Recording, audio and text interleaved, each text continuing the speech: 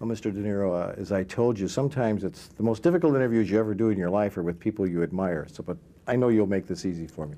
That's right. I walked out of the theater after seeing A Bronx Tale in Tucson, Arizona, and I had two thoughts come in my mind. One, it's got to be nominated. Best movie of the year. Two, thanks for a wonderful nostalgia trip via film back to my old neighborhood in the south side of Chicago. Uh-huh. What I'm driving at, would you concur that A Bronx Tale is an urban story that could have happened anywhere in urban America? Absolutely, yeah. Yeah, absolutely. I mean, it's about a particular area in New York and the Bronx. But, Yeah. But I think because a lot of people are really moved by it, and they're not from even that background, even from an urban situation that I've noticed. Yeah, oh, sure. But absolutely, yeah.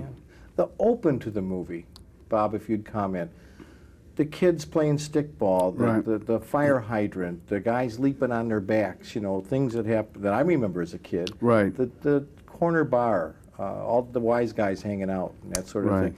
I could almost smell it. Yeah. You as a director, you have to be congratulated for bringing that together to make it so real. Well, I had, when I saw the play, I the one thing I saw is that Chaz had written these great characters, and I wanted to make sure that I use the right people, not necessarily actors. Most of them are not actors. All of them practically are not actors. I just wanted to make sure that we found the right people, and I spent a lot of time looking for unknowns and non-professionals because I felt that they would add another feeling to it. Because the story was very good, very strong. The characters were great. The structure was excellent. I felt that I just had to get the right people. Yeah, the Sergio Leone look almost. Mm-hmm. Was it a risk casting unknowns, do you think, rather than pros? No, I knew that we could find the right people. I knew if we looked long and hard enough. And that's why I told the casting director we got to look. Way before I told her in Chicago. In fact, we had a meeting in Chicago.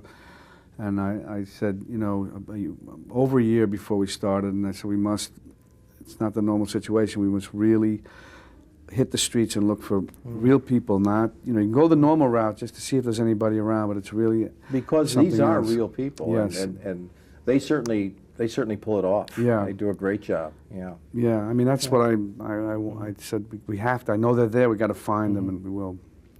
The movie was dedicated to your dad, a working man.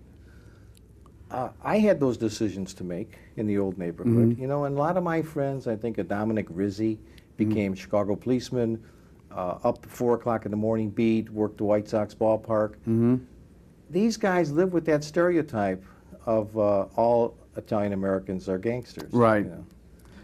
Exactly. I mean, that's Chaz was writing about his father, who was a bus driver, and it's he says the working man is a tough guy. The working man is usually, because they're not as interesting and as flashy as the Sonny character, are taken for granted or overlooked.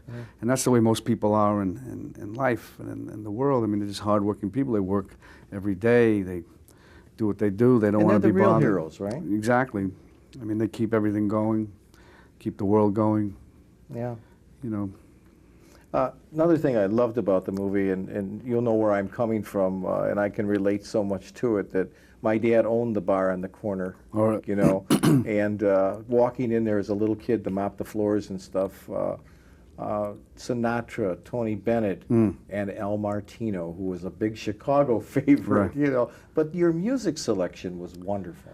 Well, we took a lot of time with the music. I was listening to oldies a year and a half before we started started getting into it, because I wanted to, the music to me was very important, especially for the period, and I wanted to make sure that we used the right songs with the right feeling, and I didn't even care that much about the lyrics. I mean, lyrics I didn't even listen to, it was the feeling. And I had a good amount of the music thought of before we started shooting, and during shooting we had these meetings and worked a lot on it. We would have, we would have a scene, say, shot and then roughly assembled. I put it on videotape during the shooting, and on the weekend we would put about 8 or 10 songs, say, that we've whittled down from maybe 20 or something, put put that on against the scene on video and then whittle that down even more. And we did that with all the, anywhere we thought there would be music that would be appropriate, that would work. That was beautiful. And this isn't fair to you, but in 15 seconds, I'm so happy you put the racial issue in. Because we had those tunnels in Chicago. You went on the other side of the tunnel, a different world. Right, exactly, exactly. And you didn't skirt that. No, no. Bob, beautifully directed, wonderful film. Don't miss it. Will be nominated. And it can always be said about you that you didn't waste your talents. Because Thank that's you. a sad thing, a wasted talent. Yeah. Thank you. Thank you.